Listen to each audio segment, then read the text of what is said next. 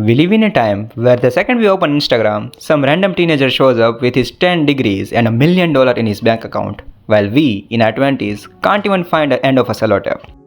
We are the most comfortable generation in the human history. We have instant food, clean water, Mr. Beast, anime, and a lot of other things to entertain us. And still, research shows that most people are not happy with their lives. Despite all the facilities and opportunities, we feel stuck, and everyone else seems miles ahead. If any of this sounds relatable, we both are the same. Let me tell you 3 main reasons why we feel stuck, why we can't take action, and how suffering is actually good for us.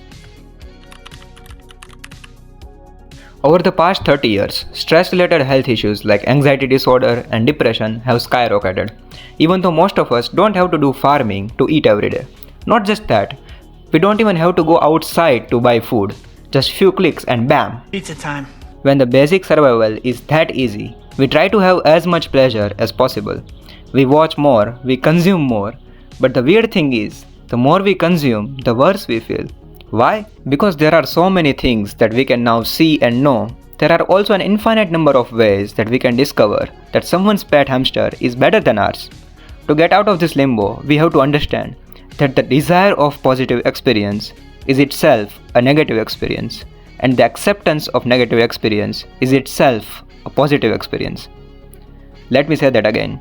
Wanting positive experience is a negative experience, and accepting negative experience is a positive experience. This is what Alan Watts calls the backwards law. The idea is the more we pursue feeling better all the time, the less satisfied we become.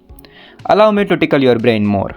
The more desperately we want to be rich, the more poor and unworthy we feel, regardless how much money we have. This law is the reason why we feel bad after scrolling in Instagram for an hour, even though it gives pleasure in the moment. Now you might be wondering, so what are we supposed to do? How can we actually feel good and not stuck looking at our hamster? The interesting thing about backwards law is it's called backwards for a reason. If searching for positive is a negative, then searching for negative gives us positive. For example, the pain we feel in the gym gives us better health and energy. The failures in the businesses tells us what's necessary to be successful. Being open with your insecurities makes you more confident and charismatic around others. So basically, everything worthwhile in life, whether it's money, good body, or a dog that you can tickle, is won through misery and suffering. Now we know why working out in the gym for an hour feels better than scrolling phone, even though working out is actually painful activity than watching phone. Still, some of you might be thinking that who wants to feel pain?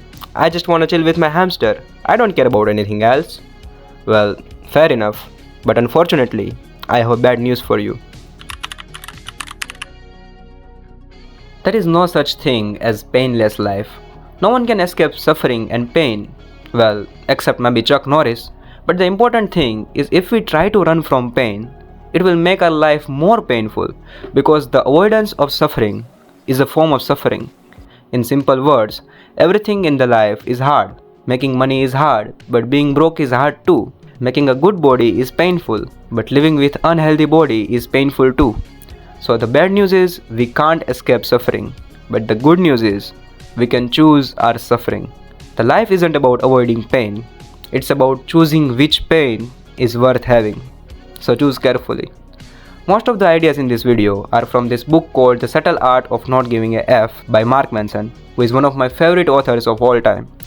One more thing that I wanted to say is that most of the people watching this video are already subscribed. So if you haven't, you're kinda weird. It was a joke.